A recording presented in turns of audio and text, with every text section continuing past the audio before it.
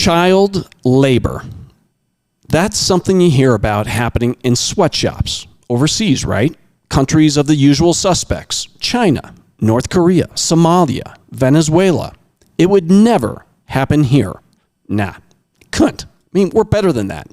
We only drink fair trade coffee, eat plant-based artificial meat, and we drive carbon neutral electric cars to the mall anymore. Well, guess what? It turns out that economics is more important than ethics in the U.S. too. At least in the meat industry. It's been 117 years since Upton Sinclair wrote The Jungle, and that book blew the whistle on the meatpacking industry in the early 19th century. It led to some very important reforms. But folks, that was a long time ago, and they're at it again. Tyson, JBS, Cargill, and many others have been tangled up in a child labor scandal since last summer. It finally came to a close on Friday. The Labor Department issued light fines on one of their vendors called Packers Sanitation Services, Inc. I say light fines because they amounted to $1.5 million. $1.5 million. And that's in a $165 billion industry. That's just in the U.S. So if you do the math, that fine is 0.000009 of what the industry is worth in comparison for us. Okay. Now, these meat companies are the definition of big food and big meat. Tyson is number one. They're the nation's largest producer of meat in total across beef, chicken, pork, and turkey. JBS USA, a subsidiary of JBS in Brazil, is number two. And they're the biggest producer of beef in the U.S. and the second biggest producer of pork and of poultry. Cargill is number three. So how big is big? Well, let's talk about Tyson. Each week,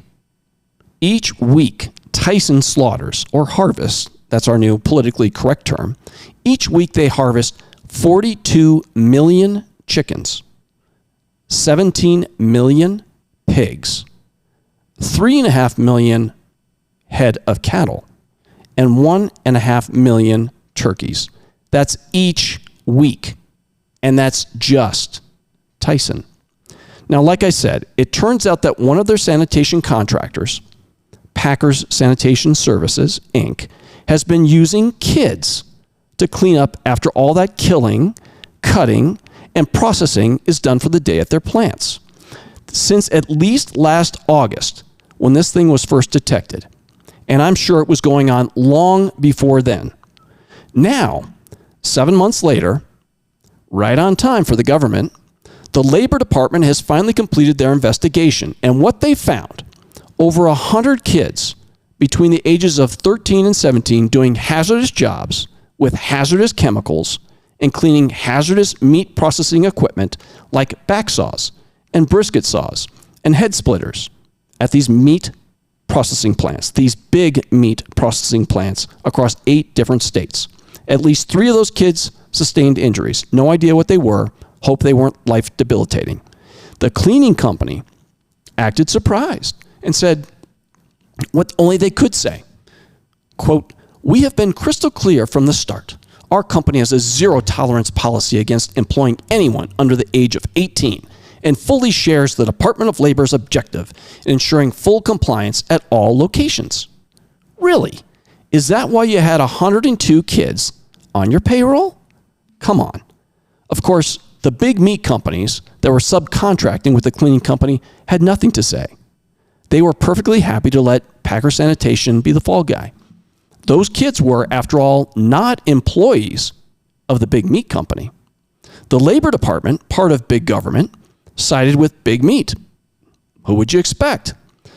One administrator condemned the cleaning company saying, quote, "The child labor violations in this case were systemic and reached across 8 states and clearly indicate a corporate-wide failure by Packer Sanitation at all levels." She went on, "These children should never have been employed in meat packing plants, and this can only happen when employers do not take responsibility to prevent child labor violations from occurring in the first place." No mention of the big meat companies. So my question is this: where are the plant managers, the vice presidents of operation, the chief operating officer, the CEO of those big meat companies? Did they not notice that they had children working in their plants? You saw the pictures. How can you not know that's a kid? So I doubt it. Did they walk by and turn their heads or a blind eye? Quite possibly. Do they not have a moral and ethical obligation to do something about it, regardless of who the children were technically working for? Certainly. So why didn't these big meat executives do something? Maybe because it wasn't their kids. Maybe it wasn't their kids working with the hazardous chemicals or on the cutting machines.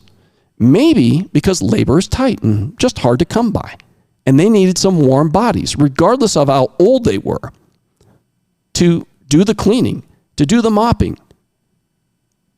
Maybe, just maybe, they'd rather sit back and count their money than take notice and count kids' ages.